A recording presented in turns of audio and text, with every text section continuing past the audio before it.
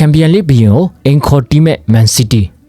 Sport ပိတ်တက်များအားလုံးပဲမင်္ဂလာပါအောင်မြင့်ရတဲ့အောင်ပွဲတပွဲကောင်းပွဲရွေးချယ်မှုအစီအစဉ်နဲ့ကြိုဆိုလိုက်ပါတယ်ဒီနေ့မှာတော့ Champions League ပွဲစဉ်တွေထဲက Man City တင်းနဲ့ Real အသင်းတို့ရဲ့ပွဲစဉ်ကိုသုံးသက်တင်ဆက်ပေးတော့မှာပဲဖြစ်ပါတယ် Man City တို့ပထမအကြော့ Real ကွင်းမှာခံစစ်အမားတွေကြောင့် 3-0 နဲ့အရေးနှင်းခဲ့ရပါတယ်ဒါကြောင့်အခုပွဲမှာတိုက်စစ်ပြီးတိုက်စစ်ဆိုတဲ့ကစားကွက်ကိုနီးပြဂွာဒီယိုလာထုတ်သုံးလာတော့မှာပါဟာလန်စီမီညိုတို့ကလည်းပထမအကြော့ကအမားတွေကိုတင်ကန်းစာယူပြီးတော့အင်ကွင်းမှာခြေစွမ်းပြဖို့အထူးစူးစမ်းလာမှာပါရီးယားလည်းအဝေးကွင်းဆိုဂိုးပေးချမ်းတာအားလုံးအတိပါပဲပြန်ပွဲဆုံးအဝေးကွင်းနောက်ဆုံး10ပွဲမှာ6ပွဲအထိဂိုးပေးခဲ့ရပါတယ်ခန်းစစ်မှာမီတာအိုမပါနိုင်သေးတယ်လို့ဟူဆန်ကလည်းဖြတ်တော့ပုံတွေအမားများတာမို့မန်စီးတီးတိုက်စစ်ကိုပွဲချိန်ပြီးထိန်းနိုင်ဖို့မလွယ်ကူနိုင်ပါဘူးဒီနေ့ညအတွက်စိတ်ကြိုက်မောင်းတွဲရွေးချယ်မှုတော့ Telegram Channel မှာတီးတန့်တင်ဆက်ပေးထားပါတယ်